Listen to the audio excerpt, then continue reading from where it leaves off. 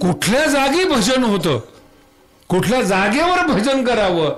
काही काही जागा अशा गेल्या गेल्या मन शांत होतं, नाही कळालं. आणि काही काही माणसं असेल पहिल्या पहिल्या दुःख जन्माला येतं. सकाळी सकाळी तोंड पाहिलं याचं वगैरे वगैरे, तुम्ही तुमचं रोजचे अनुभव आहे, कशाला कीर्तनात सांगू मी. नको त्या माणसाला पाहिल्यानंतर उद्विग्नता येते. जगद्गुरु तुकोबाराय म्हणतात, माझा परमात्मा सुंदर नाही आहेत, गोजीरवाणा आहेत. निरागस सौंदर्याने पाहिलं ना मन शांत होतं. गोजीरवाणाचा अर्थ सांगतात. आईने पोराला पाहिलं ना ते गोजीरवाणा असतं. आईचे डोळे शांत होतात, त्याला प्रेम म्हणतात. जिथं तुमचं मन शांत होतं ते निरागस सौंदर्य. आणि जिथं भडकलं जातं ते काम, क्रोध आणि लोभ. आणि सगळा संसार त्या म्हाताऱ्याने उभा केलेला असतो. जीव लावून परिवारावर प्रेम केलेलं असतं. बोलू सुद्धा देते, हो तुम्ही गप्प बसा म्हणतात. झालं तुमचं, संपलं. कुणी अपमान केला तुमच्या रक्ताने. अपमान कोण करतो तुम्हाला? काय बाहेरची लोक करतात का बोरकिनीला? तुमचीच लोक करतात, पोरच करतात. सुरुवात कोण करतं अपमानाला? पोरं करतात का बायको करते? बोला ना. पोराला सांगते ते, तू तुझं काम कर, मी आहे तुझ्या पाठीमागं. त्यांना पहिल्यापासून काय कळत नाही. पोराच्या मनात कोण बिंबवते? मग हळूहळू आईने सांगितल्यामुळं कळतं. आणि बायको आल्यावर सांगते. मग याला बापाची ओळख झालेली असते की बापाला कळत नाही, आईने शिकवलेत. आईला कळत नाही, ही सून शिकवते नवऱ्याला. सांगते तुम्हाला काय माहिती बायांचं, तिला पण काही कळत नाही. ह्याच्या डोक्यात पक्क बसतं. बापाला पण कळत नाही आणि आईला पण कळत नाही. भावना व्यक्त करता येते. पुन्हा शब्द सांगतो, ज्याच्याकरता संसार केला त्याने तुमची उपेक्षा करावी. ह्याला काय कळस म्हणतात जीवनाचं? हे काही जगणं झालं तुमचं? तुमचं रक्त तुमचं ऐकत नाही, शब्द सुद्धा. आणि तुम्हाला घमंड आम्ही संसार केला, याच्या इतकं मूर्ख नाही जगात कोणी. शब्दांचं वाईट वाटेल, पण हे काही जीवन. आणि मग जेव्हा ते गडावर येतात तेव्हा मी ऐकतो त्यांचं. काही फक्त ऐकून घेतो मी. त्यांना बरं वाटतं की बाबाने ऐकून घेतलं. नाही कळालं? ऐकण्यामध्ये सुद्धा त्यांना सुख वाटतं. आणि पुन्हा जाताना डोळ्यातून अश्रू येतात. बाबा कोणी ऐकत नाही हो, फक्त दुःख बाहेर काढायचं होतं. दुःख सांगितल्याने हलकं होतं. आमचे घरचे पैसा आहे सगळे आहेत. मी बरेचसे लोक असे पाहिलेले ज्यांना 2-2 लाख रुपये पेन्शन आहेत. ते सुद्धा गडावर येऊन सांगतात, काय सांगायचं महाराज, गडावर येऊन राहावं असं वाटतं, पण अपमान होईल म्हणून राहत नाही आम्ही. सकाळी 9 ते रात्री 9 पर्यंत जेवण आहे. खाल्लं म्हणून कोणी बघत नाही, नाही खाल्लं म्हणून सुद्धा कोणी. इतकं मुक्त जीवन कुठेही जगामध्ये. ज्यांची सेवा तुम्ही आयुष्यभर केली ते तुमची उपेक्षा करतात. कळस निघला नाही जीवनाचा. पूर्वीच्या काळामध्ये लोकांकडे पैसे नव्हते, श्रद्धा होती, प्रेम होतं. काळ बदलला, प्रेम कमी झालं, श्रद्धा कमी झाली आणि पैसा वाढला. तो इतका मोठ्या प्रमाणामध्ये विकास झाला की पूर्वी पंढरपूरला जाण्याकरता पायी जाण्याशिवाय पर्याय नव्हता. त्याला आपण दिंडी म्हणू आपण. आणि मग सगळ्या लोकांनी जीव घालायचं आणि जेवत जेवत पंढरपूरला जायचं. तो एक भगवान बाबांचा काळ होता, फड होता. आणि भगवान बाबाची दिंडी महाराष्ट्रामध्ये फार प्रसिद्ध होती. काळ बदलला. आत्ताचा काळ 23व चालू आहे, 2023. पूर्वीच्या काळामध्ये संतांवर श्रद्धा होती. अनेक लोकांना मी पाहिले की ज्ञानोबारायांची ज्ञानेश्वरी छातीवर ठेवून प्राण सोडला. भगवान बाबा जेव्हा होते शेवटच्या टप्प्यामध्ये, त्यांच्या जवळचे माणसं फार सुंदर सांगतात, बाबांनी छातीवर ज्ञानेश्वरी ठेवली आणि मग देह सोडला. त्यांचे जे शिष्य होते त्यांनी भगवान बाबाचा फोटो छातीवर ठेवला आणि मग देह सोडला. काही काही प्रसंग असे जीवनामध्ये पाहिले मी. आपले इथे वामन महाराज बसलेले आहेत. त्यांच्याकडे पाहिल्यानंतर त्यांची आई पण होती, ही कुणाला पटणार पण नाही. मी जेव्हा नवीन गादीवर बसलो, श्रद्धा कशी असते ते सांगतो तुम्हाला. वय खूप झालेलं मुलाचंच वय 65, आई किती वर्षाची असेल. पण तिसऱ्या पिढीमध्ये गादीवर कोण बसणार आहेत हे पाहिल्याशिवाय शरीर सोडायचं नाहीत एवढं नियंत्रण त्यांच्या आईचं होतं. केवढी मोठी ताकद आहे त्यांच्या श्रद्धेमध्ये. मी आलो, कुठेतरी कीर्तन होतं इकडं आणि रात्री 2 वाजता भेटायला गेलो. हा बरोबर आहे. आणि रात्री 2 वाजता त्यांच्याशी बोललो, थोडंसं खाऊ घातलं. त्याला मी एवढंच म्हणलं की गडावर येऊन जा, नवीन गड पाहून जा. ती घरातली सगळी माणसं अंत्यविधीची तयारी करत होते 2-4 दिवसापासून. हे बसलेत बरं का, यांच्या आईचं बोलतोय मी. म्हणजे कुणी असं काही पुराणातल्या कथा आहे असं समजू नका. आणि त्याच्यानंतर ती वर्षभर राहिली, तब्येत चांगली झाली, गड पाहिला आणि मग 1-2 वर्षांनी शरीर सोडलं. ही श्रद्धा आहे, ही श्रद्धा आहे. आजचा जर काळ बघितला आपण, मी खूप वेगळं सांगणार आहे तुम्हाला, फक्त शांत राहून ऐका. आजचा जर काळ बघितला तर चालताना माणसं मुडद्यासारखे दिसतात. न चेहऱ्यावर भाव आहे, न प्रेम आहे. पैसा भरपूर आहे, सुविधा भरपूर आहेत, विमानं तयार झाली, सगळं पैसा भरपूर झाला, कॉर्पोरेट जग आलं, पैसा वाढला, सगळं वाढलं. चेहऱ्यावरचा आनंद दिसत नाही महाराज. जेवढा शिकलेला माणूस आहे ना, त्याचे कपडे सोडले तर तो आनंदी नाही, आतून असुरक्षित आहे. माझा जॉब जाईल का, माझी पत्नी पळून जाईल का. आणि आता नवीन प्रश्न निर्माण झालेत. मागे एकाने वरात काढली होती, आम्हाला बायको द्या. काय काळ आलाय हो. ह्या जगात आपण आहोत जिथं मुली मिळत नाहीत. हे काळाचं अंतर लक्षात ठेवा बरं का. कसं काळ बदलला लोकांचा. प्रत्येक गावामध्ये युवक बिना लग्नाचे आहेत. ज्यांचे लग्न झालेले ते दुखी, ज्यांचे झालेले होत नाही म्हणून दुखी. शहरामध्ये जा, अहो तुम्ही फार भाग्यवान आहेत, हवा चांगली मिळते तुम्हाला, याची किंमत तुम्हाला कळत नाही. शहरामध्ये जा, ध्वनीचं प्रदूषण, हवेचं प्रदूषण अकाली वृद्धत्व आणतंय. भारताची स्थिती आज. विठ्ठला विठ्ठला अकाली वृद्धत्व आलंय. 24-25 वर्षी केस पांढरे होत आहेत. पूर्वी शॅम्पू नव्हते, तेल नव्हते, केस चांगले असायचे. आता सगळे म्हणून लवकर पांढरे होतात. कातडीला रंग देणं, तारुण्यपण दाखवणं सगळं बरोबर आहे. अंतरात्मा दुखी आहे. पैसा आला म्हणून आत्मा सुखी झाला नाही. विठ्ठल विठ्ठल.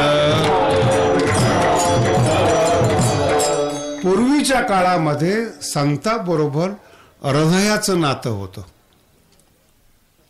कोणाचं? आई बरोबर हृदयाचं नातं होतं. भौतिकता कमी होती पण प्रेमामुळे जीवनामध्ये आनंद होता. नखशिखांत माणसं प्रसन्न असायची. आज सगळं जीवनामध्ये आलेलं आहे, सगळं बरोबर आहे. जीवनामध्ये दुःख वाढत चाललेले आहेत, प्रतिक्षण दुःख वाढत चाललेले आहेत. त्याला इंग्लिशमध्ये शब्द आहे पण मी वापरत नाही त्याला. असुरक्षित भावनेचा उदय झालेला आहे. श्रीमंत माणसं दिसतात, शब्द ऐका बरं का, श्रीमंत माणसं दिसतात, समाधानाने ते गरीब असतात. धन वाढलंय, समाधान कमी झालं. श्रीमंत झालात तुम्ही, समाधानाने गरीब झालात, आनंदाने गरीब झालात. आजच्या काळामध्ये भाषा बदलली, मराठी सोडून दिली, इंग्रजी बोलताय तुम्ही, समाधान नाही मिळालं. तुम्हाला भाषा येते म्हणून तुम्ही स्वतःला मोठे समजता, लहान आहे म्हणून मोठे समजता.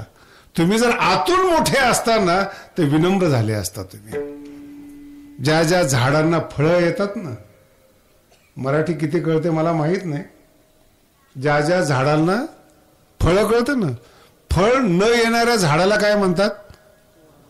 मोठ्याने बोला, ग्रामीण भाग आहे आपल्याला काय घेणे. वांज. फळ न येणाऱ्या, सुख न मिळणाऱ्या जीवनाला, आनंद न मिळणाऱ्या जीवनाला काय म्हणाल तुम्ही? विनाकारण जन्माला आला. एक जुने कीर्तनकार होते, त्यांचं तिने क्षेपक काहीतरी प्रमाण काढलं होतं, मला फार आवडायचे ते. पखालीचा हेला आणि पाणी वाहता वाहता, सगळं पाठ आहे तुमच्या. ती जे वाक्य आहे ना इतकं सुंदर आहे. बैल पण नाही म्हणलं याच्यामध्ये. काय म्हणलं त्याला? हेला म्हणजे रेडा, ज्याला एक मुळातच डोकं नाही येत पण नुसतं काम करतो, पाट्या टाकण्याचं काम म्हणतो आपण. तुम्ही मनुष्य म्हणून जन्माला आलात. कधीतरी स्वतःवर विचार करा, स्वतः करता जगा आणि स्वतःच्या अंतरात्म्याचा विचार करा. विज्ञान खूप चांगलं आहे म्हणून जड शरीर कधी शोध लावत नाही, जड शरीरातला आत्मा शोध लावत असतो. आत्मा माना न माना तुमचा विषय आहे. न मानणारा सुद्धा आत्मा आहे आणि मानणारा सुद्धा आत्मा आहे. म्हणून ग्रामीण भागामध्ये जेव्हा मी पाहतो, गरीब आहेत पण आनंदाने श्रीमंत आहेत, आणि जेवढे श्रीमंत आहेत आनंदाने गरीब आहेत. हे वास्तव आहे. म्हणून जेवढे ज्ञानेश्वरी निर्माण झाली, गाथा निर्माण झाला, ग्रामीण भागातून जन्माला आला. आणि ग्रामीण भागातून जन्माला आलेला गाथा आणि ज्ञानेश्वरी इतकं विज्ञान पुढे गेले, त्याला कोणत्याच अभंगाचा अर्थ कळत नाही. हे बौद्धिक दारिद्र्य आहे, बौद्धिक दारिद्र्य. जर तुम्हाला ज्ञानच कळत नसेल, आनंद कुठे आहे हे जर तुम्हाला कळत नसेल, तर तुमच्या ज्ञानाचा काय उपयोग आहे? मागे एकदा मी बोललो होतो, जेवढं शिक्षण आहे ना आत्ताचं, सगळं नोकर बनवणारं शिक्षण आहे. अजूनही आपल्या गावामध्ये मी बघतो बायको काम करते. बरोबर आहे का? स्वयंपाक कोण करतो तुमच्या घरामध्ये? मोठ्याने बोला ना. बायको काम करते. शहरामध्ये बघितले तुम्ही, अर्धा अर्ध वाटून घेतात. आज तुझा नंबर आहे भांडे घासण्याचा, कारण की समान हक्काला ना स्त्री पत्नी समान. घर दार शब्द आहे बरं का. घर आणि दार पुरुषांनी सांभाळावं आणि घर स्त्रीनी सांभाळावं, मग आनंद नांदत असतो. विठाला विठाला. निसर्गाने समान केलेलं नाही, तुम्ही कुठून समानता आणणार? सन्मान द्या स्त्रियांना, शब्द आहे का? सन्मान द्या. पण स्त्री पुरुष समान आहेत म्हणून आता पुरुषांनी जन्म द्यायचा का पोरांना? समान. अरे अधिकार नाही, सन्मान घ्या. आणि सन्मान मागू नका, असं वागा. सन्मानाने तुमच्या पायावर डोकं ठेवलं पाहिजेत. सन्मानाने तुमच्या पायावर आला पाहिजेत. जीवन आहे. मग असं का होतं जीवनामध्ये? अज्ञान वाढले, अश्रद्धा वाढली. शब्द आहे का बरं का? काय वाढली? अश्रद्धा वाढली. 5000 वर्षापूर्वी गीतेतले हे शब्द आहेत. माणसं दुखी का आहेत? 9व्या अध्यायामध्ये भगवान श्रीकृष्ण उत्तर देतात, अश्रद्धाधाना पुरुषा. ज्ञानावर, धर्मावर पुरुषाची अश्रद्धा आहे. उत्तर किती वर्षापूर्वीचं हे? गीता 5. उत्तर काय दिलेलं? अश्रद्धा. म्हणून बाबाच्या काळात लोक श्रद्धावान होते, आत्ताच्या काळात दुखी आहेत. विठाला हा फरक आहे. म्हणून दुःख वाढलेलं आहे ज्ञानामुळं. प्रत्येक व्यक्तीला असं वाटतं मी श्रीमंत व्हावं, पण श्रीमंत का व्हावं हेच माहित नाही. शेजारच्यानी गाडी घेतली, मी घेतली पाहिजे. शेजारच्यानी फ्लॅट घेतला, मी घेतला पाहिजे. ही प्रतिस्पर्धा आहे. इथं दुःख तयार होतं. कुठपर्यंत प्रतिस्पर्धा करणार? तुमच्याकडे गाडी असली तर मोठा गाडीवाला तुम्हाला लहान समजतो. पृथ्वीवर चालणारी सगळ्यात मोठी गाडी असली तर हेलिकॉप्टरवाला तुम्हाला लहान समजतो. कुठपर्यंत? हेलिकॉप्टरवाला ज्याच्याकडे प्रायव्हेट जेट आहे तो लहान समजतो. ठीक आहे. ज्याच्याकडे एखादा जेट आहे तो म्हणतो माझ्याकडे कंपनी त्याची, हे तर लहान आहे, मीच दिले याला. प्रतिस्पर्धा दुःखाला कारणीभूत आहे. शब्द आहे का? प्रतिस्पर्धा. आणि तुम्ही प्रतिस्पर्धेमध्ये दुसऱ्याचा विचार करता, तुमचा विचार करत नाहीत. परमार्थ त्याला म्हणतात जो स्वतःचा विचार करतो, तो परमार्थ. मग काय विचार करतो अभंगाच्या पहिल्याच्या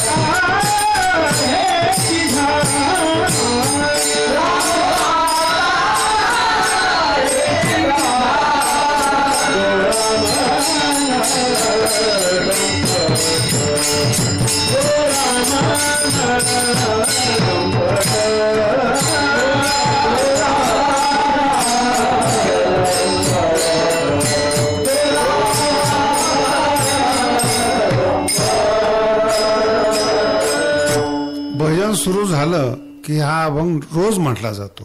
राहो आता वारकरी संप्रदायातल्या सगळ्यांचा पाठातला अभंग आहे. म्हणून जे हलके हलके अभंग घेतो ना त्याचं कारण पाठ तुमच्या याचा अर्थ मी सांगतो. काय नेमका अर्थ काय. जगद्गुरु तुकोबराय म्हणतात राहो आता हेची ध्यान. शब्द नीट आहे का बरं का. मी मगाशी जे सांगतोय ती हेच सांगतोय. तुम्ही दुसऱ्याचा विचार करता स्वतःचा विचार करत नाहीत. या अभंगामध्ये जगद्गुरु तुकोबराय स्वतःचं अस्तित्व सांगतात. थोडं ऐकायला अवघड जाईल पण हळूहळू तुमच्या डोक्यामध्ये येईल. काय सांगतात जगद्गुरु तुकोबराय. राहो आता हेची ध्यान. एक लक्षात ठेवा माणूस कोण आहेत याला काहीही महत्व नाही. त्याचं ध्यान कुठे आहे ते त्याचं अस्तित्व आहे. मराठी कळते ना. त्याचं ध्यान कुठे आहे. ध्यान म्हणजे तुमचं अस्तित्व आहे. तुम्ही परमार्थ करताय आणि तुमचं ध्यान पैशावर आहे. पैसा तुमचं अस्तित्व आहे. परमार्थ फुकट आहे. तो एक मार्ग आहे परमार्थ पैसे कमवण्याचा. तुम्ही व्यापारी आहात. तुमच्याकडे पैसा आहे आणि तुमचं ध्यान एखाद्या स्त्रीकडे असेल. एखाद्याच म्हटलो बरं का मी. बऱ्याचशा स्त्रीकडे असता हा भाग बोलत नाही मी. त्याचं ध्यान जर स्त्रीकडे असेल तर आपण एक नवीन शब्द वापरतो. हा कामुक आहे. काय शब्द वापरतो हा. कामुक शब्दाचा अर्थ असा आहे त्याच्या ध्यानामध्ये काम आहे. ज्ञानोबांनी फार मोठे मोठे जोक केलेत बरं का ज्ञानेश्वरीमध्ये. तुम्हाला ज्ञानेश्वरी एकदम जवळून पाहत नाही. ज्ञानोबा म्हणतात काही माणसं जगामध्ये असे आहेत ना परमार्थात जाऊ कीर्तनात जाऊ कुठेही जाऊ ते फक्त आणि फक्त स्त्री पाहतात. एक मिनिट विठ्ठल विठ्ठल.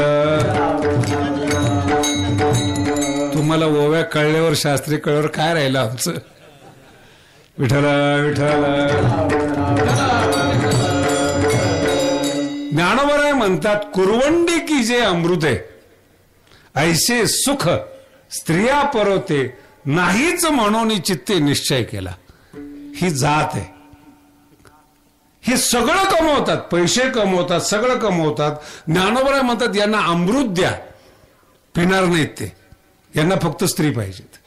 काय शब्द आहे. कुरवंडी कीजे अमृत आहे. स्त्रीवरून अमृत ओळून टाकावं ही भावना आहे त्यांच्या मनामध्ये. ह्याला काम म्हणजे यांचं ध्यान. माझा शब्द आहे का. यांचं अस्तित्व काम आहे. यांना दुसरं काही जगामध्ये आवडत नाही जेवढं कमवतील. म्हणून काही काही पुरुषांना कितीही बोला आणि काही काही पुरुष तर असे आहेत मित्रता करा पण घरात आणण्याच्या लायकीचे नाहीत. जर घरात आणले तर तुमच्या घराला काळीमा लागल्याशिवाय राहणार. त्यांचं ध्यान त्यांचं अस्तित्व काम आहे. हे काय ज्ञानोबरांचे शब्द आहेत. अजून याच्या खाली बऱ्याचशा ओव्यात गेल्यानंतर पहा तुम्ही, स्त्री जात जितुके त्वचेंद्रियेची ओळख आहे, ज्ञानोबराय म्हणतात. हे गर्दीतून मी बरेचसे लोक पाहिलेत बरं का, एसटी स्टँडला, गर्दीला, मुंबईला. हे कुठं कामाला नसतात, कामातून गेलेले असतात, तरी पण जिथं स्त्रियांची गर्दी आहे तिथं धक्का द्यायला जातातच. हे त्यांचं अस्तित्व आहे. ज्ञानोबराय, तुकोबाराय काय म्हणतात समजून घ्या बरं. हे त्यांचं ध्यान. काहीच नाही यांच्याकडे, पण यांचं अस्तित्व ध्यान आहेत. आणि जिथं ध्यान आहेत, ज्याच्यावर ध्यान आहेत, त्या ध्यानाबरोबर सुखदुःख तुम्हाला येतात. स्त्रीचं असेल तर सुखदुःख येतात, संतांचं असेल तर प्रेम येतं, देवाचं ध्यान असेल तर आनंद येतो. विठ्ठला विठ्ठला. अर्थ लक्षात ठेवा काय बोललो तुम्हाला. जगद्गुरु तुकोबाराय म्हणतात, मला जे भगवंताचं ध्यान लागलेलं आहे हे ध्यान टिकलं पाहिजेत. राहो आता शब्द फार महत्वाचा बरं का. आतापर्यंत संसार होता, दुष्काळ होता, लोकांनी फार त्रास दिला होता. आणि मग मी जेव्हा भंडारा डोंगरावर आलो, एकांत मिळाला, तिथं मी भगवंताचं ध्यान करायला लागलो. आणि डोळ्यामध्ये ध्यान उतरलं आणि परमात्मा उतरल्याबरोबर अंतःकरणाला असं वाटलं की हेच ध्यान डोळा राहो, हेच ध्यान डोळा राहो. आणि ह्या ध्यानासाठी मन लंपट झालेलं आहे. विठ्ठला विठ्ठला. म्हणून तुम्हाला स्त्रीचा दृष्टांत दिला. लक्षात आलं.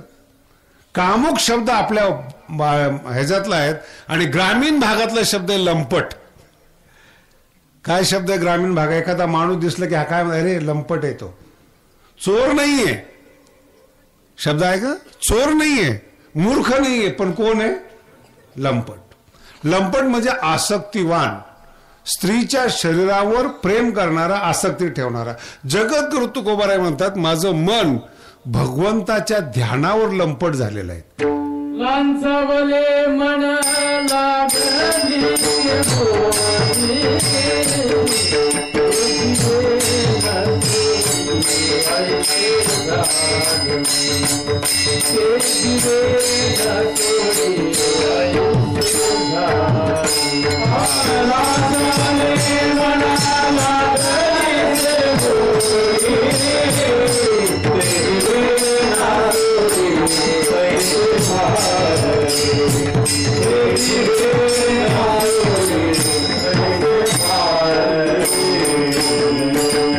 फार गोड अभंग. लाचावले मन लंपट.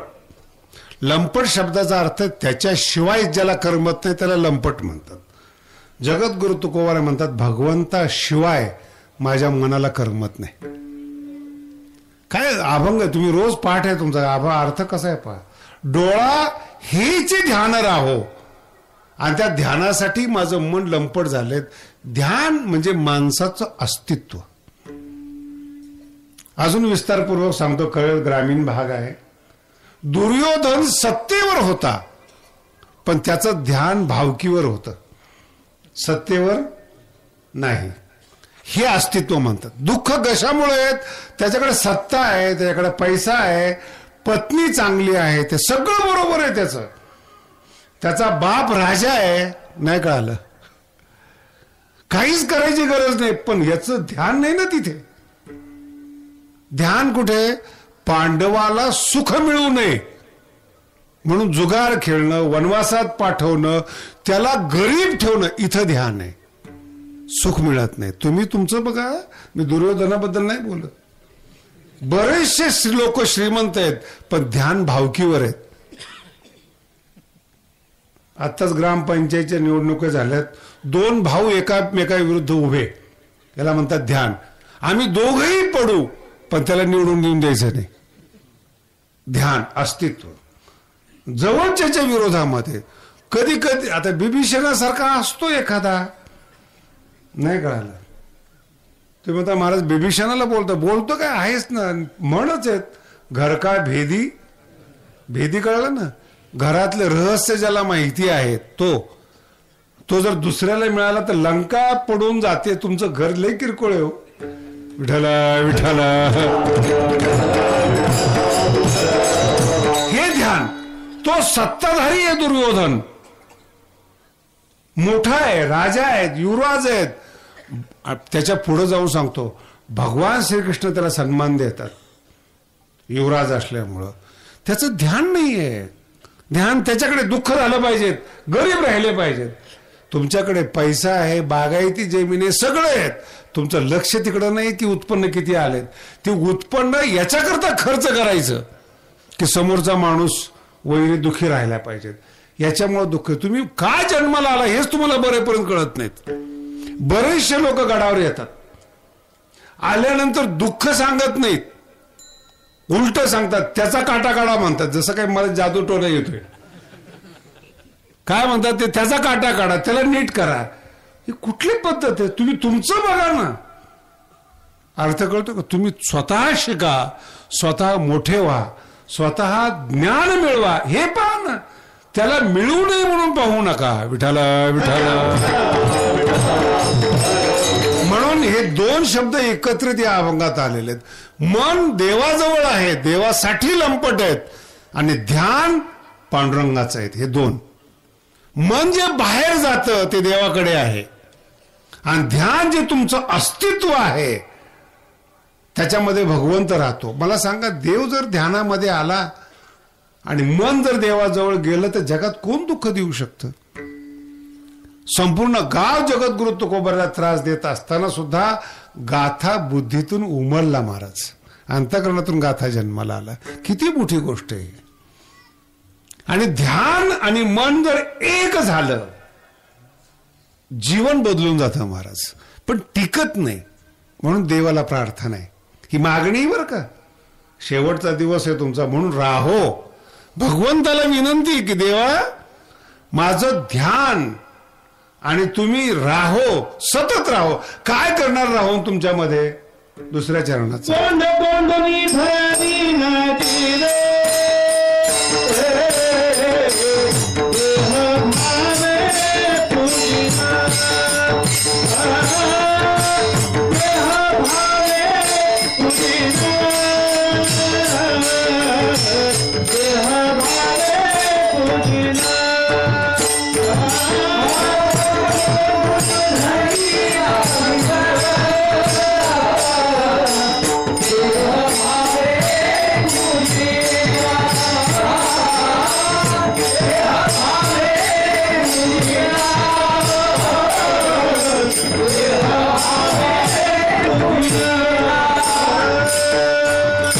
गोड शब्द आहे. थोडासा अवघड कीर्तन आहे, पण ऐका.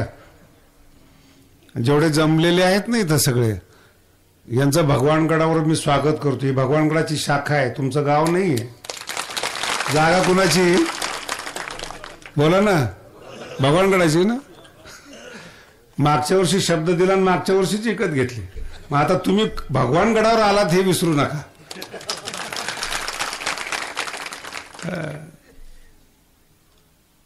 शब्द फार महत्वाचा आहे. देहभावे पूजेनं. दुःखाला अजून काय कारणीभूत आहेत? देहभाव. ग्रामीण भागातल्या लोकांना थोडं कमी समजेल, पण श्रीमंतासाठी फार महत्वाचं आहे. देहभाव. शरीर मी आहे, देहाचं अस्तित्व मी आहे, याला म्हणतात. म्हणून जगात मी फिरलो, पण मी बघितलं जेवढे मोठे मोठे ब्रँड आहेत ना, त्याच्यात एक खोली पुरुषाच्या कपड्याची असते आणि 3 मजली स्त्रियासाठी असतात. किती? सगळं त्यांचंच. पुरुषाचे 4च रंग. तो पांढरा असं घालेल, निळा घालेल, काळा घालेल, नाही तर लाल घालेल. संपलं पुरुष. एक शर्ट 10 दिवस घालेल. पण स्त्रीला एक साडी डबल घालावीशी वाटत नाही. देहभाव. मी सुंदर दिसली पाहिजेत, माझ्याकडे लोकांनी आकर्षित झालं पाहिजे, त्याला देहभाव म्हणतात. आणि वयामानाने जसा जसा देह झिजतो, माझा अर्थ नाही कळला अजून. तुम्ही देहाची सेवा केली, पुन्हा शब्द सांग, तुम्ही देहाची आयुष्यभर सेवा केली, डायटिंग केली, मेकअप केलं, सगळं केलं, काळाने देहाला जीर्ण केलं. तुमचं अस्तित्व फक्त देह होता. कळालं तुम्हाला? प्रत्येक शब्द तुमचं अस्तित्व देह आहेत आणि देह काळाच्या अधीन असल्यामुळं जसे जसे तुम्ही म्हातारे होता दुःख वाढत जात. मग म्हाताऱ्या बाया तरुण पुरीला नाव ठेवतात, बघ बाई कशी वागते ही, आमच्या काळात असं नव्हतं. मग तू ह्या काळात जन्माला यायला पाहिजे होतं का? कारण की तारुण्याकडे आकर्षित होता, आपल्याकडे कोणी पाहत नाही, आपल्या अस्तित्वाला कोणी पाहत नाही, भांडणाला सुरुवात होते. आईची सुनेचं भांडणं व्हायचं काहीच कारण नाही, देहभाव आहे फक्त. मुलगा माझा आहे हिने ताब्यात घेतला, काय कारण नाही दुसरं? भाकरीची कमी आहे. प्रेम करत नाही कोणी, कारण की पुन्हा एक शब्द आहे का, तुमचं अस्तित्व हे देह आहे, ज्ञान नाही. लक्षात आहे, तुमचं अस्तित्व देह आहे, ज्ञान नाहीये, आनंद नाही. आज 700 वर्ष झालेत ज्ञानोबराचे मंदिर बांधले जातात, ज्ञानामुळे अजरामर आहेत ते. भगवान बाबाचे मंदिर बांधले जातात, ज्ञानामुळे अजरामर आहेत. तुकोबरायचे मंदिर बांधले जातात, ज्ञानामुळे. तुम्ही देहावर प्रेम करतात, देह गेला की संपलो. तुम्ही देहाचा उपयोग केला पाहिजे ज्ञानासाठी.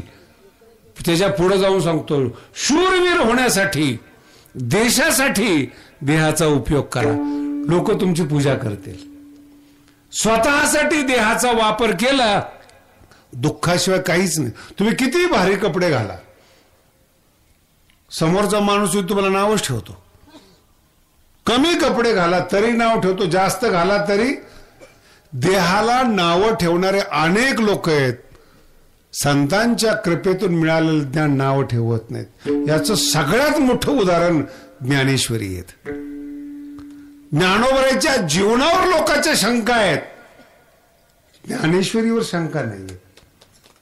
ज्ञान आणि शरीर यातला फरक लक्षात ठेवा. लोक म्हणतात ज्ञानोबरांचे जीवन असं होतं, ठीक आहे, त्यांच्या जीवनावर शंका आहे. ज्ञानावर काय पाहिजे मग आपल्याकडे? शरीर पाहिजे का ज्ञान पाहिजे? तुकोबराच्या जीवनावर शंका उचलतात, अभंगावर नाही. अभंग तसे करता येत नाही, अभंग नंतरच आहेत, पण अभंगावर नाही. अभंग त्यांचं अस्तित्व आहे. ज्ञानेश्वरी माऊलीचं अस्तित्व आहे. म्हणून काहीही संबंध नसताना संपूर्ण महाराष्ट्र तुकोबराचे अभंग गातो आणि ज्ञानेश्वरीचं पारायण करतो. हे ज्ञान आहेत, हे अस्तित्व आहेत. शरीराकडे तुम्ही पाहता, सगळा पैसा खर्च करता शरीरासाठी, आणि शरीर हे काळाच्या अधीन आहे. तुम्ही किती मोठे असाव. मागे एकदा सांगितलं तर लक्षात असेल, रावणा इतका विद्वान झालाच नाही अजून. रावणाची श्लोकही समजत नाही आणि त्याचं शास्त्रही समजत नाही लोकांना. रावण भाष्य म्हणून सुद्धा आहे बरं का जगामध्ये. काय ग्रंथाचं नाव आहे ते माहिती नाही तुम्हाला. त्यांनी भाष्य लिहिलं, राजा झाला. शरीराकडे लक्ष असल्यामुळं अजरामर नाही झाला, फक्त नाव. आणि जे नाव आहे ते चांगलं नाव नाहीये. शास्त्रज्ञ आहे, पुन्हा आहे का, शास्त्रज्ञ आहे, मोठा आहे, विद्वान आहे, प्रेम करत नाहीत लोक कोणी. तुम्ही ज्ञानी असाल, श्रीमंत असाल, मोठे असाल, तुमचं ध्यान जर दुसरीकडे चुकीच्या ह्याच्याकडे असेल, पाहणार नाहीत लोक. मला थोडा राग येईल, थोडा अजून उघड बोलतो. स्वातंत्र्य मिळाल्यापासून आतापर्यंत किती नेते झाले बरं जगात, आपल्या भारतामध्ये? कुणाचा फोटो नोटवर आलाय अजून? बोला ना. देश ताब्यात आहे तुमच्या. अनेक पंतप्रधान झाले, अनेक नेते झाले, अनेक भागात झाले. लोक नाही मानत, गेली विसरून, ती पिढी गेली. काही आमदार खासदार 9 वेळा निवडून आले त्यांच्या चांगुलपणामुळं, पण अस्तित्व टिकलं नाही. अस्तित्व फक्त ज्ञानच टिकवतं, आणि ते ज्ञान दिल्यानंतर जास्त टिकतं. पुन्हा दुसरा शब्द सांगतो, तुम्ही ज्ञानी आहात पण कुणालाच काही देत नाहीत. भगवान बाबा एकटे पंढरपूरला नाही गेले, तुम्हाला घेऊन गेले म्हणून इथं मंदिर होते. एकटे गेले का? नाही. तुम्हाला घेऊन तुम्ही जेवढं वाटाल, अन्नदान कराल. पुन्हा पुढचं जाऊन सांगतो, पुण्य वगैरे हा नंतरचा प्रश्न आहे बरं का. दान दिल्याने तुमचं अस्तित्व मोठं होतं. लोक तुमच्यावर प्रेम करतात. तुम्ही भगवानगडावर येता, तृप्त होऊन जाता. लोक आले की शहरातले लोक म्हणतात, इथं आल्यावर समाधान वाटतं, तृप्त होऊन जाता. तिथं जे जेवण दिलं जातं, प्रसाद दिला जातो, निरपेक्ष भावनेने दिला जातो, म्हणून जमीन सुद्धा अनंत आहे. एखाद्याच्या बंगल्यात जा, तुम्हाला जाऊच वाटत नाहीत. श्रीमंत येतो, मोठा बंगला आहे, कुत्र्याशिवाय कुणीच नाही त्याच्यात. आणि जी माणसं उभी आहेत, सुरक्षा रक्षक ज्याला आपण म्हणतो, ती टेन्शन मध्ये, मग कोणी या मालकाला मारायला येतं का? काही जीव नाही. तुकोबाराचं अस्तित्व बघा, मागे पुढे उभा आहे. आलिया घाट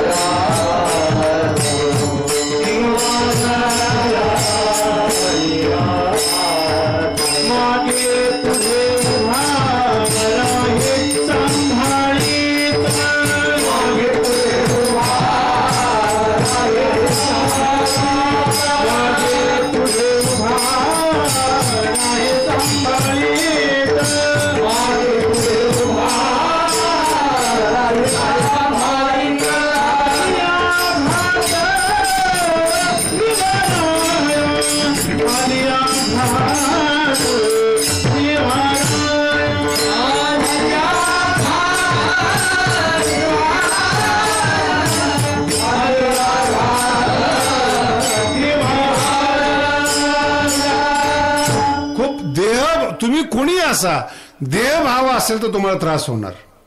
ज्ञानी असा तुम्ही, पण देहभाव आहे, त्रास होणार तुम्हाला. ईशोपनिषदामध्ये खूप सुंदर मंत्र आलेले आहेत. दुःखाची कॅटेगरी सांगितलेले आहेत. दुःखाची बरं का, अंधनतम प्रविशंती, खूप सुंदर आहे. सर्वसाधारण लोक अज्ञानामध्ये असतात. शब्द पूर्ण गंभीरतेने आहे का बरं का. सर्वसाधारण लोक अज्ञानामध्ये असतात, अंधकारामध्ये असतात, अंधश्रद्धेत असतात. वेद त्याच्या पुढे जाऊन सांगतो, ततो भूय युवतेतम.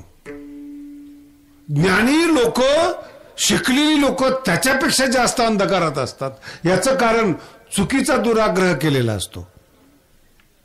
फरक लक्षात ठेवा. सामान्य माणसं श्रद्धाळू आहेत, संतांवर विश्वास आहेत.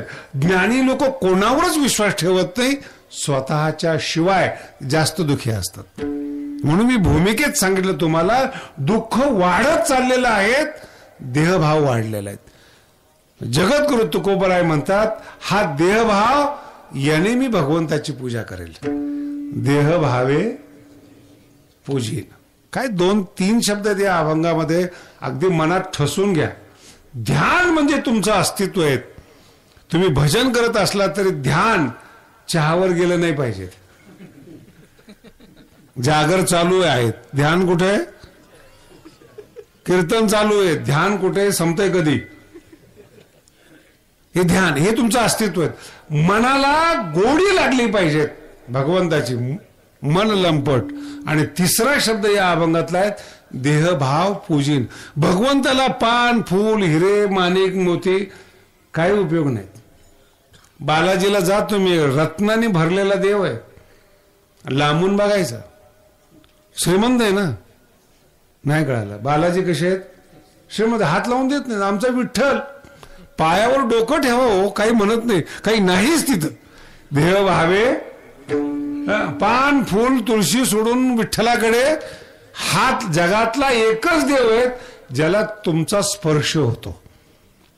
पुढे जाऊन सांगू का, तोच एक विठ्ठल देव असा आहे, तुम्हाला तो स्पर्श करू देतो. ना तर सगळे देव लांबून बघायचे. सगळे देव श्रीमंत आहेत, पण बघायचे कसे? श्रीमंतही माणसं तुम्हाला लांबच ठेवतात, लांबून बोला. देवही म्हणतात लांब राहा. जवळ करणारा फक्त विठ्ठल आहे हो. म्हणून कोंडू कोंडुनी हृदयामध्ये, डोळ्यामध्ये, अंतःकरणामध्ये. आणि त्याची पूजा पान फुलानं नाही, देहभावे पूजी. जर असं माझ्या जीवनामध्ये झालं, तिसऱ्या चरणात वाव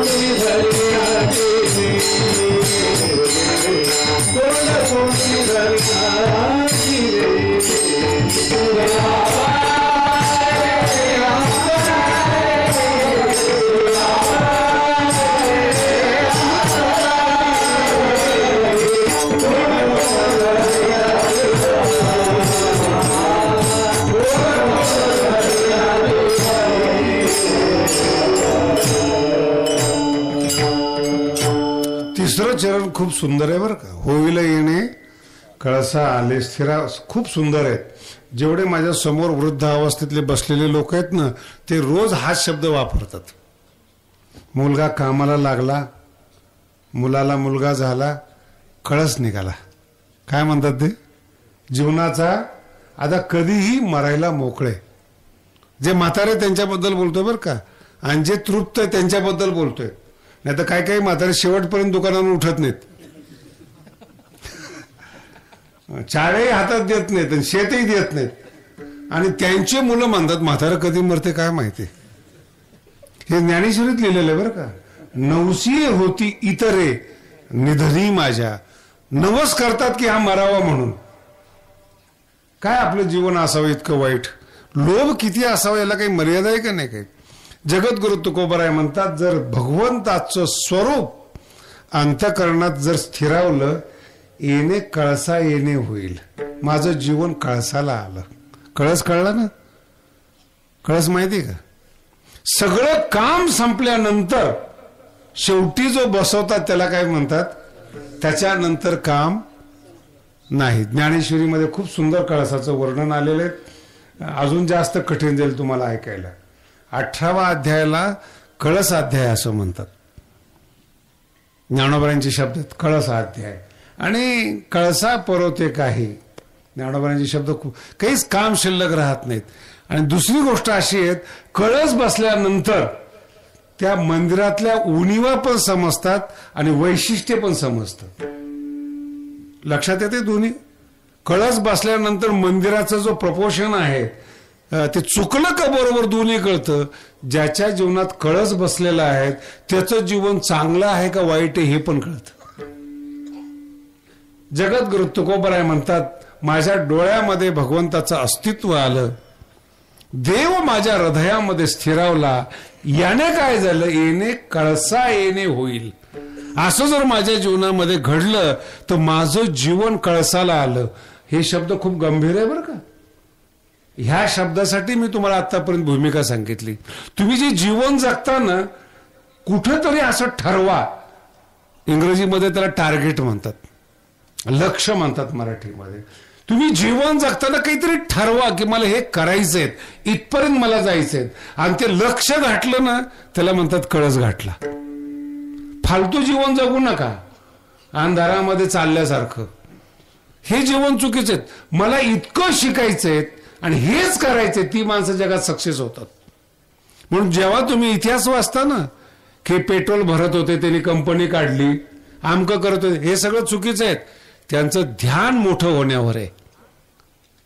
ते काय झाले हा नंतरचा भाग आहे. 24 तास स्वतःवर ध्यान आहेत, मला मोठं व्हायचंय. साधक साधनेवर लक्ष देतो, विद्यार्थी विद्येवर लक्ष देतो, ते मोठे होतात. नाही जायचंय कॉलेजला, आईबाप पैसे पाठवतात, कसं तरी जीवन जगायचंय, कधीच नोकरी लागत नाहीत. टॉप काढा तुम्ही युनिव्हर्सिटीमध्ये, कंपन्या तुमचे पाय शोधतात हो, त्यांना पण चांगले माणसं लागतात. 1-1 कोटीचं महिन्याचं पॅकेज आहे. किती? आणि मी आता भारताची अवस्था पाहतो, मास्तरकीसाठी 30-40 लाख रुपये द्यावे लागतात. शब्द आला किती? आमच्या संस्था आहेत ना, आम्हाला घेण्या देण्याचे ऑफर येतात. बाबा बघा जरा जागा असली तर. म्हटलं जागाच नाही, तुमची पण जागा नाही. ही परिस्थिती का आली की पैसे देऊन आपल्याला नोकरी मिळावी? का परिस्थिती आली? अभ्यास केला नाही, ध्यान नाही आपल्या अभ्यासाकडे. जे यूपीसी करतात, टॉपला येतात, कंपनी चालवतात, श्रीमंत माणसं लक्षात ठेवा, पैसेवाले आहेत. मेंदू अभ्यास करणाऱ्याकडे असतो. मराठी कळाली की तुम्हाला? श्रीमंताची मुलं आहेत, त्यांच्याकडे पैसा आहेत, माझ्या भाषेत भांडवल आहे, पण त्यांची कंपनी चालवणारे बुद्धिमान आहेत. आणि बुद्धिमान तोच असतो जो कष्ट घेऊन बुद्धिमान होतो. असं नाही होत बुद्धिमान. 50-50 कोटीचं एका वर्षाला एक माणसाला पॅकेज आहे, ते पण माणसाचं आहेत. आणि चपराशीची नोकरी मिळत नाही, ते पण. ध्येय चुकलं तुमचं, ध्यान चुकलं तुमचं. नको त्यावेळेस नको त्या ठिकाणी ध्यान गेलं. कॉलेजच्या टायमाला बरं मला एक सांगा, कॉलेजला मुलं जातात अभ्यास करण्यासाठी आईबाप पाठवतात. आईबाप लग्न करणार आहेत का नाहीत? बोला ना. मुलीसाठी बापाने पैसे जोडून ठेवलेले असतात, पोरासाठी संपत्ती करून ठेवलेली असते. जे आईबाप तुमचं लग्न करणार आहेत, मग त्याच्याकरता तुम्ही का पोरं शोधता, तुम्ही का मुली शोधतात? तुमचं काम नाही येते, तुमचा रखवाला आहे, तुम्हाला आधार देणारा आईबाप आहेत. वर्ग लक्षात, ते तुमच्या पुढच्या जीवनाची काळजी करतात. तुमचं ध्यान तुमच्या लक्षावर पाहिजे, अभ्यासावर पाहिजे. म्हणून गरिबाची पोरं कलेक्टर होतात. 50-50 कोटीचं पॅकेट अभ्यास करणाऱ्याला मिळतं. कष्ट कर, नाव पण त्याचं. मी याच्या पुढे जाऊन सांगतो तुम्हाला. शिवाजी महाराज मोठे आहेतच, पण शिवाजी महाराजांचा घोड्यावरचा प्रवास आठवा आणि आत्ताच्या माणसाने करून दाखवा. घोड्यावर जमेल का? कोणतं हाडूक शिल्लक राहील त्याचं? रायगड कुठे कोकणामध्ये, आग्रा कुठे युपी मध्ये, अंतर लक्षात येते का? आणि त्या काळात काही कार होत्या का? त्याच्या पुढे जाऊन सांगतो तुम्हाला. भगवान बाबांचा टांगा मी भगवानगडावर ठेवलेला आहे. त्या टांग्यामध्ये महाराष्ट्र फिरले हो. आमच्या लक्झरी गाड्यात अजून एक राऊंड पूर्ण नाही झाला आम्हाला. फरक लक्षात ठेवा काय बोललो तुम्हाला. कारण की ध्येय जर जितकं मोठं असेल तितकं तुम्ही लोक गोळा करू शकतात, प्रेम जमा करू शकतात. विद्यार्थी अवस्थेत विद्यार्थीच पाहिजेत. जगद्गुरु तुकोबारांनी शिकवलं बरं काय, ब्रह्मचारी धर्म गोकावी अक्षरे. विद्याच केली पाहिजे, ध्यान. आणि मग तुमच्या जीवनाचा कळस पहा कसा मिळतो. लोटांगण घालतात तो श्रीमंत लोक. चांगला कीर्तनकार असेल ना, महाराष्ट्र तुमच्याकडे तारखा मागायला येतो. वशिला लावायची गरज नाही. आमच्या पाहुण्याचं कीर्तन ठेवा. नाही कळालं? काय काय कीर्तनकार अगोदर सांगतात तुमची तारीख ठेवली बरं का पुढच्या वर्षीची. अरे मागितली कुणी? अर्थ लक्षात का? ही कमजोरी का? ध्येयाकडे लक्ष नाही. जर अभ्यास केला जग तुमच्या मागे येईल. त्याच्या पुढे बोलू का तुम्हाला? मोठे व्हा. ज्या मुलीच्या मागे तुम्ही लागता ना, हजारो मुली तुमच्या मागे लागतील. ध्येय जर चांगला असेल तर, मोठं जर झाला, सगळं मिळतं. महाभारतामध्ये खूप सुंदर दिलेलं आहे. सगळं मिळतं माणसाला. माणूस मोठा झाला पाहिजे. आणि मोठ्या माणसाकडेच लोक येतात. भगवान श्रीकृष्णाकडे रुक्मिणी आकर्षित झाली, सत्यभामा आकर्षित झाली. तुम्ही अनुभव घेऊन पहा. आणि रुक्मिणीच्या मागे लागणाऱ्याला जो वध झाला, शिशुपालासारखे, फार सुंदर भागवतामध्ये वर्णन आहे. शिव्या देत असताना शिशुपाल हे पण म्हणत होता बरं का, माझ्यासाठी ठरलेली रुक्मिणी कृष्ण पळून घेऊन गेला. पडते का तुम्हाला ही गोष्ट? रुक्मिणी आली का कृष्णाने पळवली? तुमचा निर्णय काय? तिने रिक्वेस्ट केली आपल्या भाषेमध्ये. तिने सांगितलं ना, अरे ठरवलं असेल तुला, माझा शब्द आहे का? पण रुक्मिणीच्या मनात शिशुपाल नाहीये हे शिशुपालाला कळत नाही शेवटपर्यंत. म्हातारा झाला तरी म्हणायचं कृष्णामुळे रुक्मिणी मिळाली.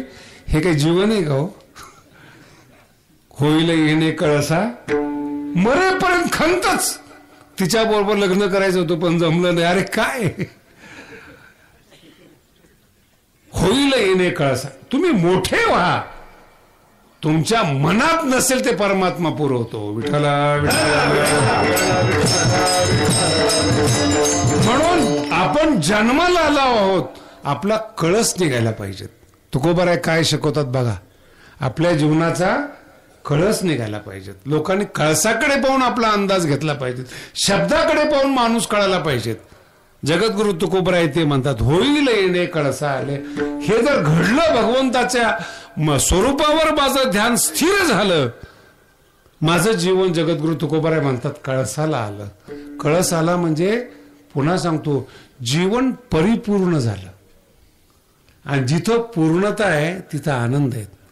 पूर्णाचा आनंद पूर्णतेमध्येच आहे. एकदा गंगा समुद्राला मिळाली, समुद्र रूप झाली ना, गंगा पूर्ण झाली, पाणी व्यापक झालं. तुमचं आमचं जे संकोचित जीवन आहे, प्रतिस्पर्धा करणारं जीवन आहे, दुसऱ्याकडे पाहून चालणारं जीवन आहे, एकदा ध्येय गाठलं ना तुम्ही, इतके उंच गेलात ना, बारीक सारीक काही दिसत नाही. मग कोण जळतंय तुमच्यावर? कोण तुम्हाला शिव्या देतं, कोण तुमची निंदा करतं, मोठी लोक लक्ष देत. कारण की कळसाला आलं जीवन, होईल येणे. जगद्गुरु तुकोबा म्हणतात, देवा माझ्या डोळ्यामध्ये जर तुझं ध्यान स्थिर राहिलं तर माझं जीवन कळसाला आलं. आणि ज्याचं ध्यान करायचंय त्याच्यासाठी खूप सुंदर शब्द शेवटच्या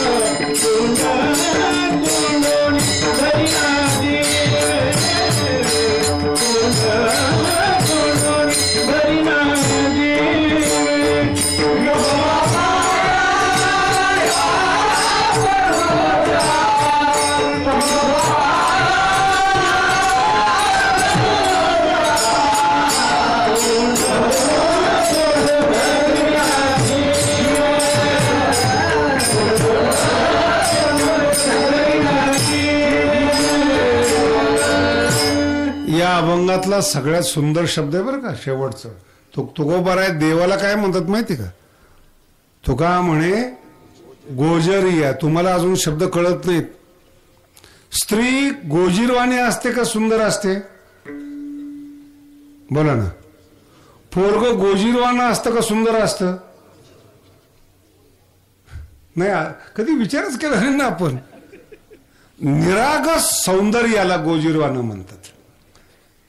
लहान मुलामध्ये काम नसतो, शब्द आला का? आणि ज्या सौंदर्यामध्ये काम नाहीये, निष्काम आहेत, तो गोजेरी आहेत. भगवान बाबाचं सौंदर्य बघा. तो का म्हणे गोजेरी. ज्ञानोबरायांचं सौंदर्य बघा. ज्ञानोबरायांच्या सौंदर्याचं वर्णन करताना नामदेव महाराजांनी लिहिलेले आहेत. उगवला खांब कर्दळीचा गाभा. कर्दळीचा गाभा. डोळ्याला शांत वाटतं ते सौंदर्य, भडकवतं ते सौंदर्य नाहीत. दुःख जाग करतं ते सौंदर्य नाहीत. वासना भडकवतं ते सौंदर्य नाहीत. तो काम आहे. म्हणून तुम्हाला ही भूमिका म्हटली, कामुकता लंपटता वेगळी आहेत. भगवंताचं सौंदर्य गोजीरवाण आहे, निरागस आहे. तुका म्हणे. आणि ते गोजीरवाण सौंदर्य एकदा हृदयामध्ये बसलं ना, निघता निघत नाही हो. लक्षात येतं? निघता नाही. तुम्ही संताची अवस्थाच पाहिली नाही, अजून संतच माहिती नाहीत. श्री राधेचं वर्णन करत असताना खूप सुंदर आहे बरं का. आमच्या स्वामीजीने खूप सुंदर ग्रंथ लिहिलेला आहे, श्रीमद भागवत कर्ण रसायन म्हणून. आणि शेवटच्या टप्प्यामध्ये राधेचं वर्णन केलेलं आहे. भगवान श्रीकृष्ण जेव्हा निघून जातात ना, ते सर्वसाधारण लोकांच्या दृष्टीने ते मथुरेला गेले. पण आज जर तुम्ही वृंदावन मध्ये गेला तर कृष्णाचं भजन होत नाही, राधेचं भजन होतं. याचं कारण आहे, वृंदावन हे राधेचं आहे. वृंदावन कोणाचं आहे? राधेचं आहे. जी प्रेमाची देवी आहेत, रास रासेश्वरी आहेत, तिचं वृंदावन आहे. म्हणून बरेचसे लोक जातात वृंदावन मध्ये आणि आल्यानंतर मला म्हणतात करमत नाही महाराज तिथं. वृंदावन मध्ये गेलं, जे आम्ही वर्णन ऐकलं, हे केलं, करमत नाही आम्हाला. करमणारच नाही म्हणलं. याचं कारण राधेचा आशीर्वाद पाहिजे. मुद्दा लक्षात? राधेचा जिची जागा आहे ना, तिला वाटलं पाहिजे तुम्ही निरागस आहात. मग त्या देवीचा, त्या जागेचा तुम्हाला आशीर्वाद मिळतो आणि मग रमलं जातं तिथं. याच्यावर 6व्या अध्यायामध्ये खूप मोठं आहे. शुचौ देशे प्रतिष्ठाप्य.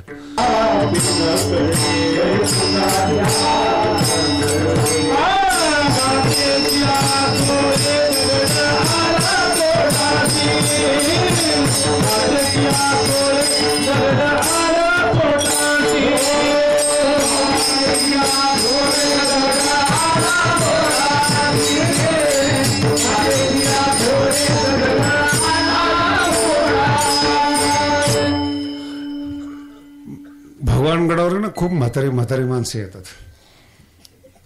त्यांच्या भावना असतात. माझे शब्द गंभीरतेने घ्या. त्यांच्या भावना ऐकायला सुद्धा माणूस नाही हो. मुलगा ऐकत नाही, सून ऐकत नाही, बायको ऐकत नाहीत. भावना ते काही मागत नाही, पण म्हाताऱ्या माणसाला जे कोंडलेली भावना आहेत ती बोलून दाखवायला माणूस नाही. आणि सगळा संसार त्या म्हाताऱ्याने उभा केलेला असतो. जीव लावून परिवारावर प्रेम केलेलं असतं. बोलू सुद्धा देते. हो तुम्ही गप्प बसा म्हणतात. झालं तुमचं, संपलं. कुणी अपमान केला? तुमच्या रक्ताने. अपमान कोण करतो? तुम्हाला काय बाहेरची लोक करतात का? बोरकिनीला तुमचीच लोक करतात, पोरच करतात. सुरुवात कोण करतं अपमानाला? पोरं करतात का बायको करते? बोला ना. पोराला सांगते ते, तू तुझं काम कर, मी आहे तुझ्या पाठीमागं. त्यांना पहिल्यापासून काय कळत नाही. पोराच्या मनात कोण बिंबवते? मग हळूहळू आईने सांगितल्यामुळं कळतं. आणि बायको आल्यावर सांगते. मग याला बापाची ओळख झालेली असते की बापाला कळत नाही, आईने शिकवलेत. आईला कळत नाही, ही सून शिकवते नवऱ्याला. सांगते तुम्हाला काय माहिती बायांचं, तिला पण काही कळत नाही. ह्याच्या डोक्यात पक्क बसतं. बापाला पण कळत नाही आणि आईला पण कळत नाहीत. भावना व्यक्त करता येते. पुन्हा शब्द सांगतो, ज्याच्याकरता संसार केला त्याने तुमची उपेक्षा करावी. ह्याला काही कळस म्हणतात जीवनाचं? हे काही जगणं झालं तुमचं? तुमचं रक्त तुमचं ऐकत नाही, शब्द सुद्धा. आणि तुम्हाला घमंड आम्ही संसार केला, याच्या इतकं मूर्ख नाही जगात कोणी. शब्दांचं वाईट वाटेल, पण हे काही जीवन. आणि मग जेव्हा ते गडावर येतात तेव्हा मी ऐकतो त्यांचं. काही फक्त ऐकून घेतो मी. त्यांना बरं वाटतं की बाबाने ऐकून घेतलं. नाही कळालं? ऐकण्यामध्ये सुद्धा त्यांना सुख वाटतं. आणि पुन्हा जाताना डोळ्यातून अश्रू येतात. बाबा कोणी ऐकत नाही हो, फक्त दुःख बाहेर काढायचं होतं. दुःख सांगितल्याने हलकं होतं. आमचे घरचे पैसा आहे सगळे. मी बरेचसे लोक असे पाहिलेले ज्यांना 2-2 लाख रुपये पेन्शन आहेत. ते सुद्धा गडावर येऊन सांगतात. काय सांगायचं महाराज, गडावर येऊन राहावं असं वाटतं, पण अपमान होईल म्हणून राहत नाही आम्ही. सकाळी 9 ते रात्री 9 पर्यंत जेवण आहे. खाल्लं म्हणून कोणी बघत नाही, नाही खाल्लं म्हणून सुद्धा कोणी. इतकं मुक्त जीवन कुठेही जगामध्ये. ज्यांची सेवा तुम्ही आयुष्यभर केली ते तुमची उपेक्षा करतात. कळस निघला नाही जीवनाचा. जीवनाची सांगता झाली नाही. कुणी असो बरं का, व्यापारी असेल, शिक्षक असेल, राजकारणी असेल, कुणी असेल. नाही कळालं. आता आपले सान्याशी महाराज बसलेत. हरिद्वारला मी अनेक शिष्य पाहिलेत. ज्यांना शिष्य बनवलेत, ऐका, ज्यांना शिष्य बनवलेत, गादीसाठी त्यांची उपेक्षा केली जाते. इतकंच बोलतो तुम्हाला मी. संसार आहे. जिथं जिथं तुमचं ध्यान आहे ती लोक त्रास देणारच तुम्हाला. की ज्ञान असो तुमच्याकडे, काही असो, उपेक्षा करणारच. म्हणून म्हातारं होत असताना जीवनात सुख मिळालं पाहिजे, कोणाशिवाय मिळालं पाहिजे. कळालं तुम्हाला? तुम्ही तुमच्या अस्तित्वाचा आनंद घ्या. तुम्ही जीवन जगता याचा आनंद घ्या. काय लोकांची गणना आहेत. आणि सगळ्यांनी अनुभव घेतलाय. भगवान बाबाला किती त्रास झाला. कोण बोललं नाही भगवान बाबाला? शरीराचं अंग कापावं लागलं ते भगवान बाबा आहेत. किती त्रास द्यावा, त्याला मर्यादा आहे. गडावर लोक येऊन मला सांगतात, महाराज तुम्हाला त्रास झाला. म्हणलं मी बाबाकडे पाहतो. आणि बाबाचा त्रास पाहिल्यानंतर असं वाटतं माझ्यावर फुलं पडतात. लक्षात ठेवा, जीवनाची सांगता याला म्हणत नाही, पण एक लक्षात ठेवा, माझ्या बाबतीमध्ये मी बोलतो, बाबाची सेवा करतो ना, जीवनाचा कळस निघाला. रोज 2000-3000 माणसं गडावर जेवतात हो आणि जाताना आशीर्वाद देऊन जातात. हे माझ्या पाठीशी आहे. हा भगवान गड आहे. मुलं ज्ञानेश्वरी सांगायला लागले, मुलं गड सांभाळायला लागलेत. येणे कळसा आले. जे जे ठरवलंय ते ते भगवान बाबांनी माऊलींनी पूर्ण केलं. जीवनाची सांगत आहे, दुःखच नाही जीवनामध्ये. आणि हेच मागणं आहेत, शेवटपर्यंत हे टिकलं पाहिजेत. स्थिरावले राहो आता, हीच सेवा असावी. आणि येणाऱ्या जणांनी भगवान गडावर येऊन आनंद घ्यावा, याच्यापेक्षा दुसरं काही मागणं नाही. विठोबा